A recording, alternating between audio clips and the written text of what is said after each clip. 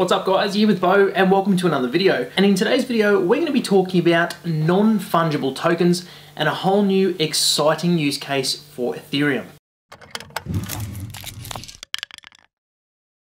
So starting off, let's first define and talk about fungibility. So when something is fungible, it means that an equivalent object, let's say a coin for example, is worth the exact same amount as the other coin. Or even let's say a baseball card. Let's say I had a particular baseball card and you had the same baseball card. If they're both worth the same amount, that means it is fungible. However, if there's a slight variation or there's something different between the two tokens, that means they are non-fungible, or the two do not hold equivalent value. So in our money supply, all of our currencies, our notes, our coins are highly fungible, meaning that one person is going to value that the same as another person, or one coin is going to be valued the same as another coin. So to reiterate, when something is non-fungible, it means that the two items are not worth the same. It means they are unique, and in some way, one person values it differently to another person. So with money, you want things to be fungible. With cryptocurrencies, you want things to be fungible. That means that a certain amount of tokens is worth the same as your certain amount of tokens. This allows us liquidity. It means that we can buy and sell on a bunch of exchanges. We can trade with other people, and there's no risk of our tokens being worth any less than another person's tokens. Now here's where the exciting part comes in. You see, an Ethereum developer late last year released some code as an EIP, or an Ethereum Improvement Proposal, called ERC-721.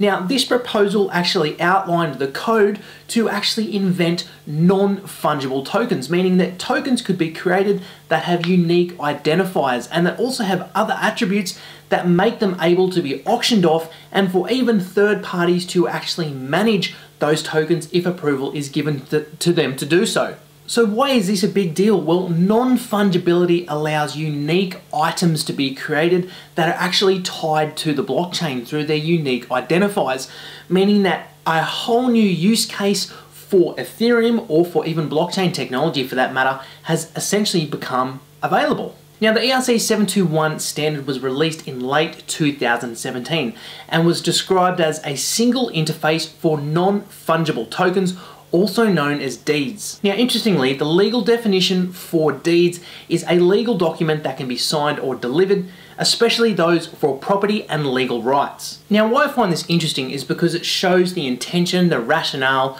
the driver for creating ERC-721, and that is to create these legal, immutable and transparent records that can be uniquely identified, which again opens up an incredible new use case for Ethereum. Now in EIP 721, it actually describes some potential use cases, those being physical property, virtual collectibles, and negative value assets such as loans, burdens, and other responsibilities. Now, are there any applications or platforms actually using ERC-721 right now? Well, yes, there are. There are actually several, and one famous one is called CryptoKitties, that was made notorious at the early stages of 2018 as this collectible game blew up and actually clogged the Ethereum protocol. So CryptoKitties used ERC-721, or the NFT token, that's the non-fungible token, to actually represent these digital cats in this game. Now these digital cats are collectibles, can be bred, can be auctioned off, and some of these cats have actually been auctioned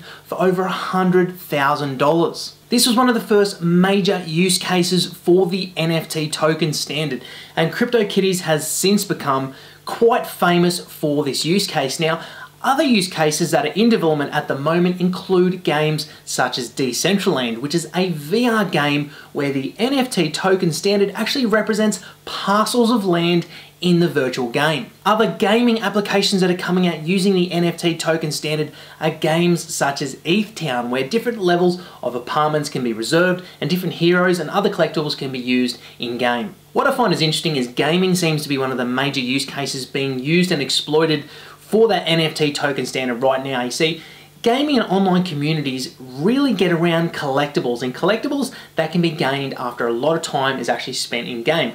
So the fact that an NFT standard can now be used and these tokens can actually be auctioned off for cryptocurrency, so gamers can actually receive real world value, I think is incredible and will open up an entirely new industry. Again, giving a whole new use case to Ethereum.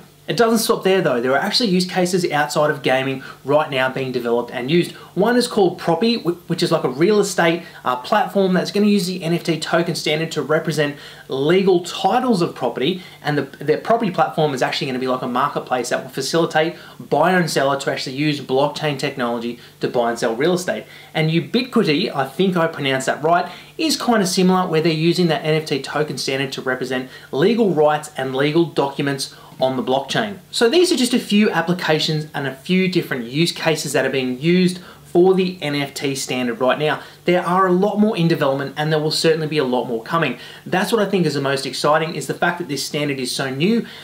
Really the use cases and what can be done with it will gradually progress over time, and we probably haven't even seen the most amazing use case for it yet. So what does this mean for Ethereum? What does this mean for Ether, the cryptocurrency? And what does this mean for the ecosystem in general?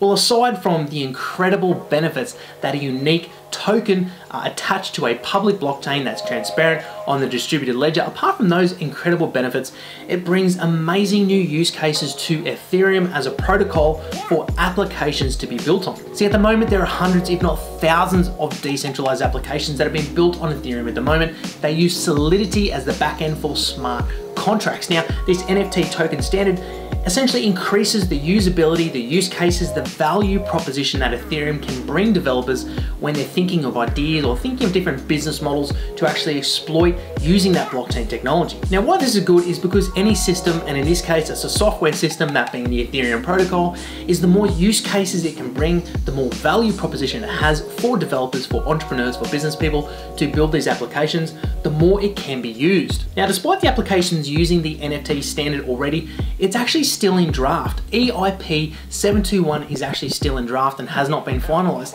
This just goes to show the need, the thirst, the want for this incredible new standard, that it's actually been used before it's even been finalized. So Ethereum on its own, not only is it the second highest in market capital in cryptocurrencies, not only does it have a growing list of decentralized applications being built on it, and not only does it have the Ethereum Foundation behind it, but with further developments like this, it's only going to bolster and increase the use case for this incredible protocol. Ethereum's willingness to innovate, develop, and continually push the boundaries on what can be achieved on a public blockchain is part of its major strength, and I can't wait to see what Ethereum and the development team come up with in the future. So guys, that's it for the video. I really hope you enjoyed it. If you did, the likes are always really appreciated here. If you haven't subscribed, make sure to press the button to come on board if you want to see future content. My name's Bo, thanks again for watching, and I'll see you in the next one.